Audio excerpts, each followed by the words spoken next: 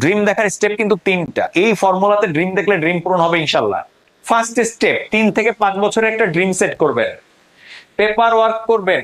Paper work করবেন, কি চাই আমি, কেন চাই, এগুলো নিয়ে পেপার ওয়ার্ক করবেন। Personal dream, business dream, family dream, religious dream, social dream, কাগজে কলমে লিখে ফেলা, ছোট থেকে শুরু করে বড় পর্যন্ত 5 ইয়ার্স অ্যাট লিস্ট লিখে ফেললেন। একটু বিগার ড্রিম গুলোর ছবি টানাবেন ঘরে। চলে আসতেছে সেকেন্ড স্টেপ। কি সেকেন্ড স্টেপ? হচ্ছে ডিজায়ার বিল্ডিং। ড্রিম শুধু কাগজে লিখে রাখলে হবে না, ডিজায়ার বিল্ডিং করতে হবে। What is desire building? আকাঙ্ক্ষা তৈরি করতে হবে। কিভাবে করবেন? Think and think. আপনাকে চিন্তা করতে হবে ড্রিমটা নিয়ে, বারবার বারবার চিন্তা করতে হবে। তুই ভিজুয়ালাইজ করতে, ভিজুয়ালাইজ মানে কি জানেন? রিয়েলিস্টিকলি দেখা একটা জিনিস, ভিজুয়াল করা। ভিজুয়াল মানে এই যে এটা ভিজুয়ালি আসছে আমার কাছে, এইটার ভিজুয়ালটা দেখা পুরাটা, এটাকে বলে ভিজুয়ালাইজেশন। আপনি যে বেডে ঘুমাইছেন ওই বেডরুমটা কেমন, এটা কিন্তু আমি বেডরুম বলার সাথে সাথে আপনার মনের আঙিনায় ভেসে উঠছে ছবিটা, এটাকে বলে ভিজুয়ালাইজেশন। ভিজুয়ালাইজেশন মানে হচ্ছে যা ঘটে গেছে সেইটাকে কল্পনা করার নাম ভিজুয়ালাইজেশন। আর ইমাজিনেশন হচ্ছে যা ঘটেনি সেটাকে কল্পনা করা ইমাজিনেশন। বাট ইমাজিনেশনের জায়গায় আমি কেন ভিজুয়ালাইজেশন বলছি? গাড়ি আপনার কাছে আসেনি, কিন্তু গাড়ি হলে আপনি কি করবেন? বাড়ি আপনার হয় না, কিন্তু বাড়ি হলে কি করবেন? টাকা আপনি আয় করেন না, কিন্তু টাকা ওই পরিমাণ আয় করলে আপনি কি করবেন? এইটা আপনাকে ভিজুয়াল করে ফেলতে হবে, রিয়েলিস্টিকলি ভিজুয়াল করতে হবে। যে আমি বন্ধুদের নিয়ে ঘুরতে যাবো, মা বাবাকে নিয়ে অমুক জায়গায় যাচ্ছি, আমার গাড়িতে চড়ে চিটাগং গেছি, কক্সবাজার গেছি, বান্দরবান, মানে রিয়েলিস্টিকলি দেখা। স্মৃতিসৌধ বলার সাথে সাথে স্মৃতিসৌধের একটা ছবি চলে আসতেছে না আমাদের মনের মধ্যে, এটাকে বলে ভিজুয়াল করা। তো আপনাকে ভিজুয়াল করতে হবে। ড্রিম শুধু পেপার ওয়ার্ক করে রেখে দিলে হবে না, you have to think and think. এটা হচ্ছে সেকেন্ড স্টেপ, ড্রিম দেখা। ড্রিম পূরণ হবে এই ফর্মুলায় দেখলে, এই ফর্মুলার বাইরে ড্রিম দেখলে হবে না। বারবার চিন্তা করবেন, ভিজুয়ালাইজ করবেন, ইমাজিন করবেন, ব্যাস। এটা প্রতিদিনের কাজ, একদিন করলে হবে না, প্রতিদিনের কাজ। ড্রিম লিস্ট একবার করবেন, ছবি একবার টানাবেন। ভিজুয়ালাইজেশনের জন্য ছবি লাগে। ছাতা, আমি যদি বলি ছাতা, তো ছাতা বলার সাথে সাথে 6 আকারের ছা, 6 আকারের তা, এইটা উঠবে না, উঠবে ছাতা। আপনাকে যদি বলি বাইক, 2 আকারে 12 ক, কিন্তু আপনার মনের মধ্যে উঠবে না। আপনার মনের মধ্যে কিন্তু 2 চাকার একটা যান চলে আসবে, রাইট?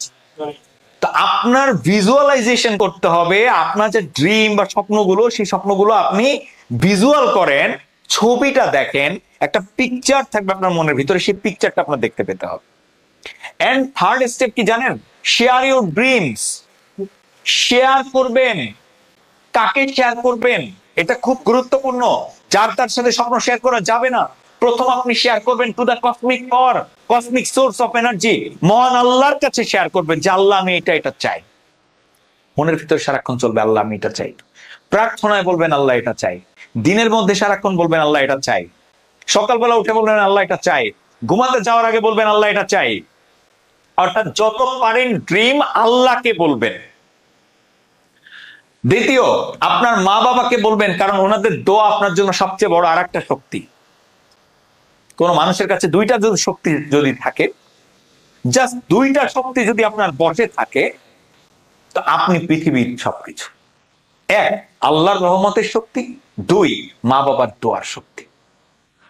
এই শক্তির বাইরে আর কোন শক্তি আছে নাকি? আপনার সারা দুনিয়ার লোক যদি মিলে ক্ষতি করতে চায়, আপনার কিচ্ছু হবে না। কারণ রহমত আছে কার? সর্বশক্তিমানের। দোয়া আছে কার? বাবার। যদি ক্ষতি করেও ওইটা আল্লাহর নির্দেশেই করবে, আর ক্ষতিটা আপনার জন্য ভালো হবে। আবার ক্ষতি করছে আপনার, ওইটাই আপনার জন্য ভালো। অনেক ক্ষতির মধ্যে অনেক ভালো লুকাই থাকে, আমরা বুঝি না।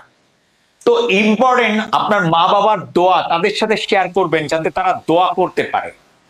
3, এমন ব্যক্তির সাথে ড্রিম শেয়ার করবেন যে আপনাকে ইন্সপাইরেশন দিবে।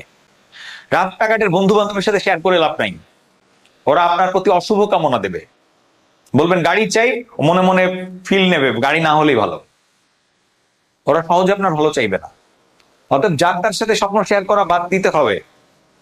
যাদের ওয়াইফ আছে, ওয়াইফকে স্বপ্ন দেখাবেন, ওয়াইফ স্বপ্নের সাগরে ভাসবে।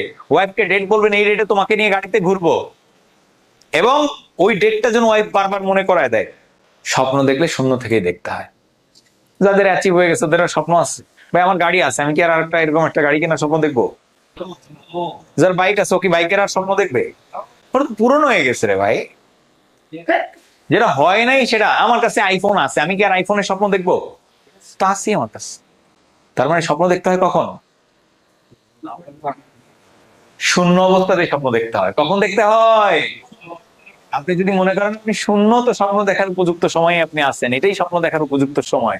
মনে রাখবেন, নিশ্চয়ই আল্লাহ কোন জাতি, সমাজ বা কারোরই ভাগ্যের পরিবর্তন করেন না যতক্ষণ না তারা তারা নিজেরাই নিজেদের ভাগ্যের পরিবর্তনে সচেষ্ট হয়। কথাটি আল কোরআনের সূরা বাকারায় আছে। তার মানে আপনার ভাগ্য পরিবর্তনে আপনাকে সচেষ্ট হতে হবে। আপনার কর্ম দিয়ে আপনার ঝুলন্ত ভাগ্যগুলো চেঞ্জ হবে।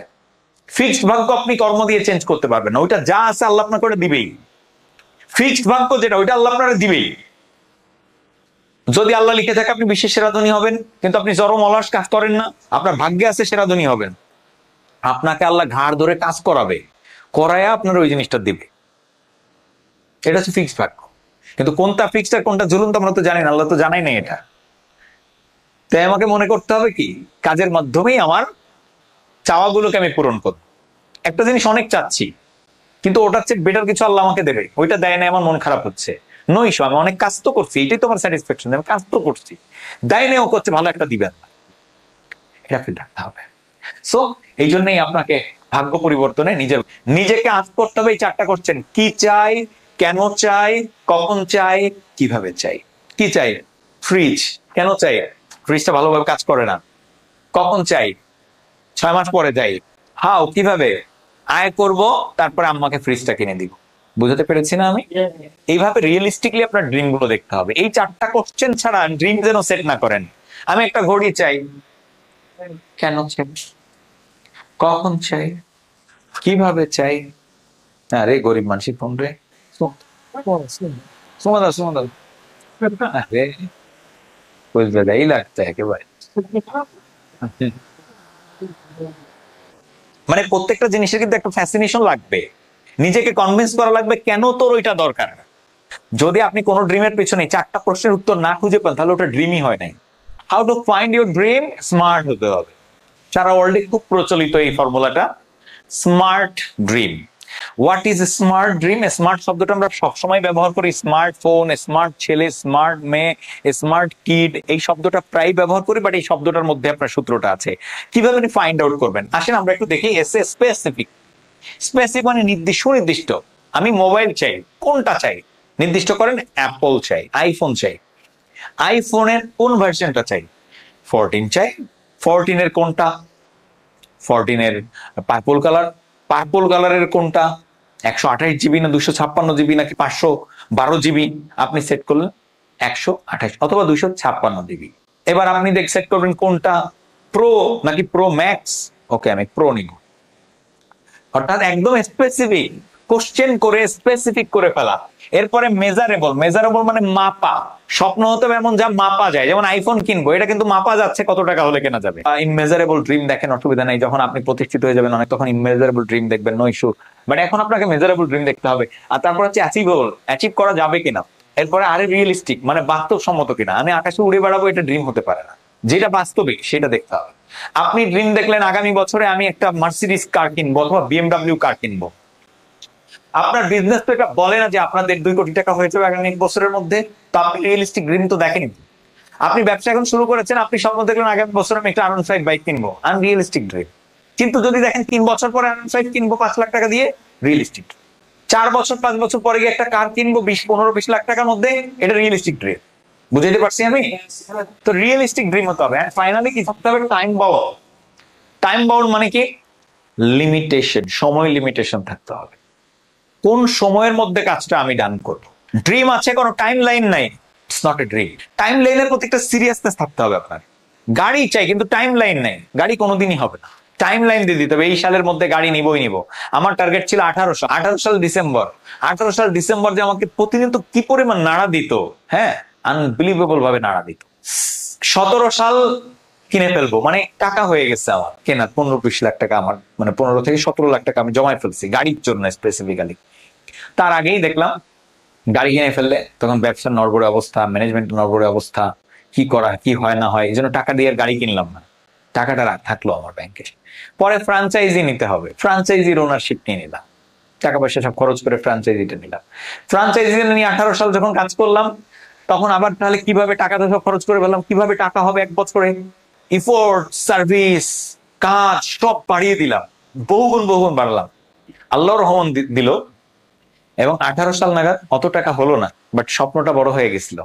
চিন্তা করছিলাম 19 সালের ডিসেম্বরে কিনবো, এই জন্য আপাতত একটা বাইক দিয়ে নিজেরাই সান্ত্বনা দিই। কিন্তু বাইক কিনতে যেয়ে ফিরে আসলাম এক বড় ভাইয়ের কথায়, 5 মাস দেরি হলো স্বপ্নের চেয়ে, 5 মাসের মাথায় ঠিকই কিন্তু কার হলো, এবং সেটা কিন্তু যেন তেন ছোটখাটো গাড়ি না, এন্ট্রি লেভেলের গাড়ি না, নিশান এক্সট্রাল গাড়ি কিনে ফেললাম। তো এইগুলো হচ্ছে কি ড্রিম, যখন আপনি টাইম লাইন দিয়ে সেট করবেন তখন ওইটা আপনাকে নাড়া দেবে। কিন্তু আমাদের এখানে যারা লিড করতেছেন, আপনারা আপনি একটু নিজেকে কোশ্চেন করেন, আপনার টাইম লাইন আছে কিনা ড্রিমের প্রতি? কোনো ড্রিমই নাই, টাইম লাইনই নাই, আপনি কিভাবে